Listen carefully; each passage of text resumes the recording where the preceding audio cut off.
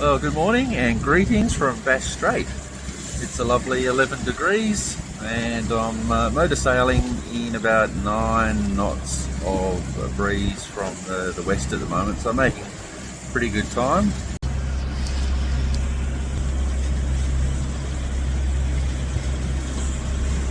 I'm nearly halfway to Deal Island and just passing the Brim A, which is the closer one, and the Brim B oil rigs.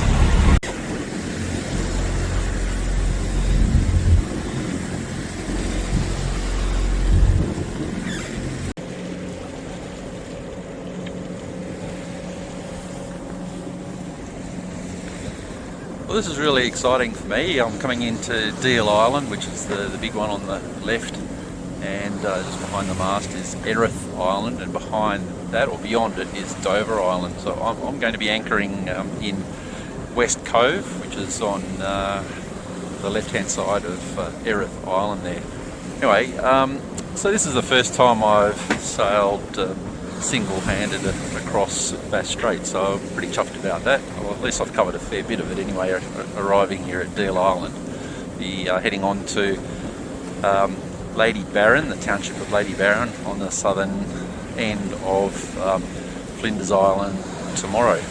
The other reason I'm excited about getting here is back in 2009, when I was doing my commercial pilot's license, I hired a Piper Archer from the Bankstown Flying Club, where I was doing my training, and flew to Tassie for a week. So first stop was Cooma, then Traralgon in Victoria. From Traralgon I flew across Wilson's Promontory, and then island hopped from the Hogan group, which is just over to the right, a little bit to the west and the north from here, and then over Deal Island and onto Flinders Island. Then my first stop in Tassie was a little privately run airstrip known as the Flying Teapot. So of course I stopped there, had a cup of tea.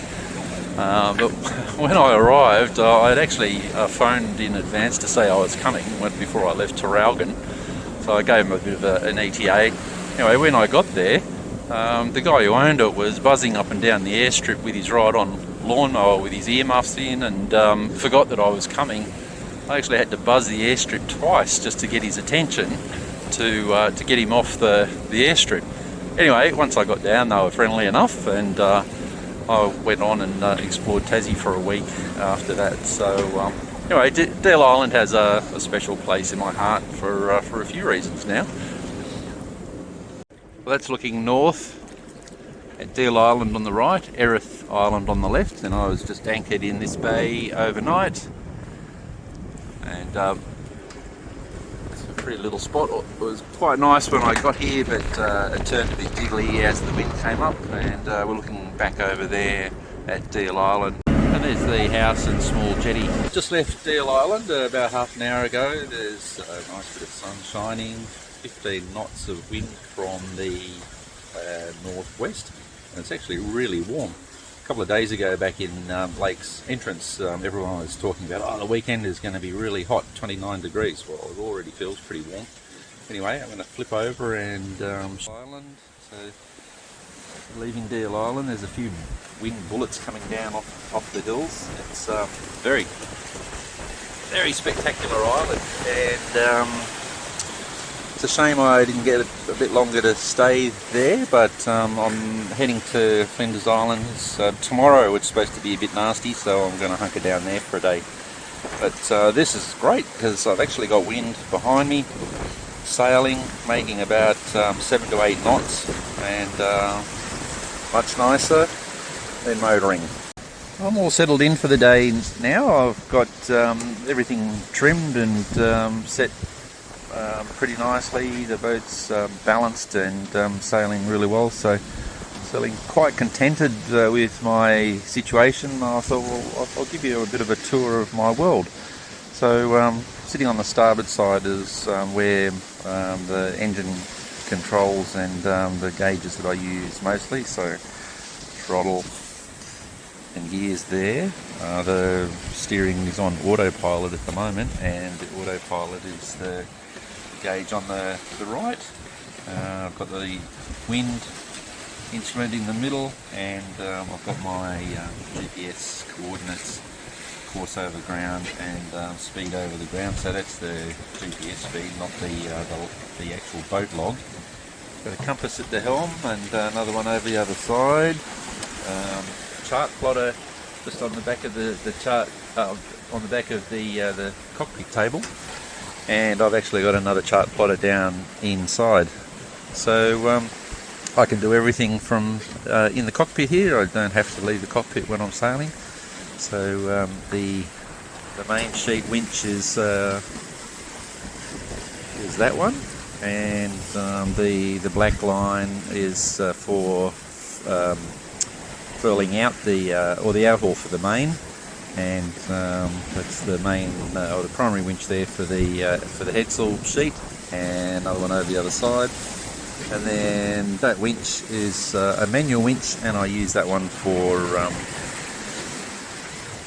doing the main furling line.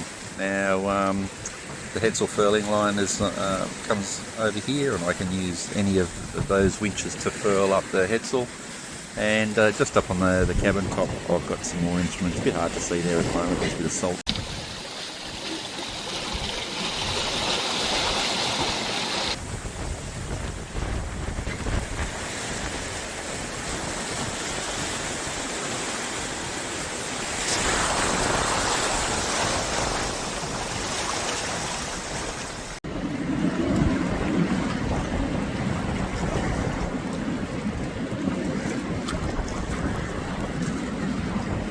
So the wind has swung around a bit so that I could get ashore. It's still blowing 30 knots, but I got across in the little dinghy. Anyway, I'm looking out over the Tasport's fuel storage facility, and that's where I came in 2 days ago in 45 knots of wind.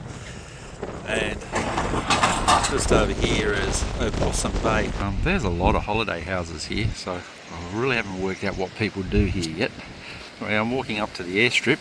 There's a lot of little planes buzzing in and out, and I've been watching them approaching, and in this wind they're having a time of it.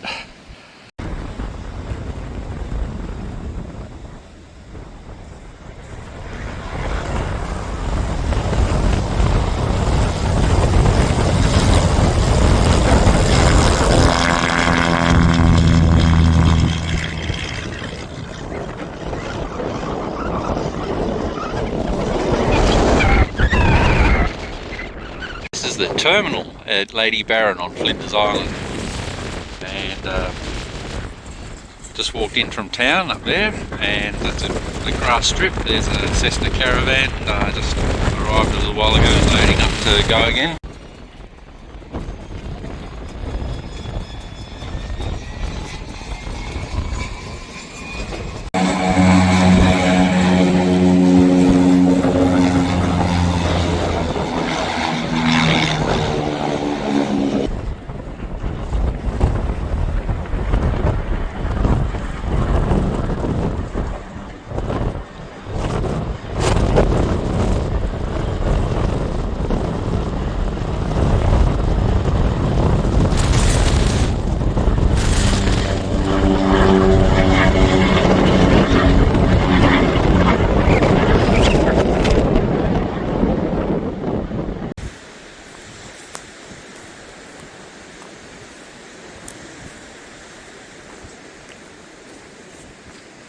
Been a nice little walk around town. I've checked out the post office and up to the airstrip. Saw a couple of planes taking off there.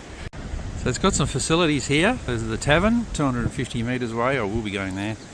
And there's the tennis courts. Again, looking out to straight ahead there is the approach into Lady Barren. And I just love this island here and the house. If it's a house where someone lives, good on them.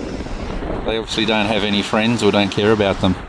Anyway, so as you know, it's windy here. Even that thing, the phone and communication tower is rattling. Is the big freight wharf here.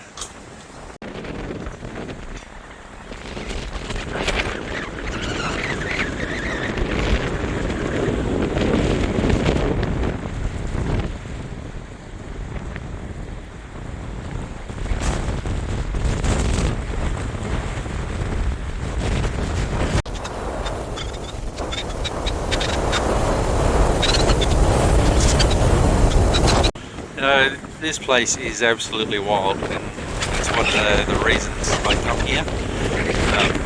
I've been to Tassie a few different times and doing different transport and doing different things. Tennis, anyone? Or basketball? Basketballs move on their own.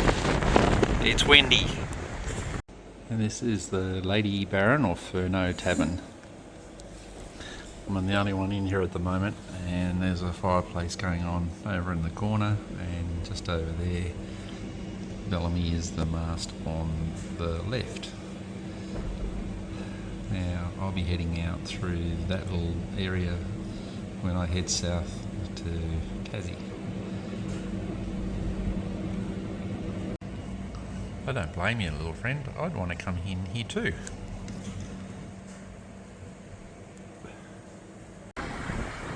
Building a little breakwater for a boat harbour. I'm on the mooring there, just to the left of that digger. The anchoring spot was into to the left of those two boats on the left, a little bit closer in, but dragged a few times there, picking up lots of weed, and the anchor didn't want to hold, but then again it was blowing 50 knots. Yellowstone Bay, which is where that beach is, and around the corner of that point is where their mooring is, which is the one I had yesterday after having some troubles with my anchor. Anyway, this is the bay that normally would be okay, but it was a bit weedy, and I just, about 1 o'clock in the morning, I kept dragging my anchor, and got some assistance to get through the next day. Anyway, so that is a public mooring that I'm on there now.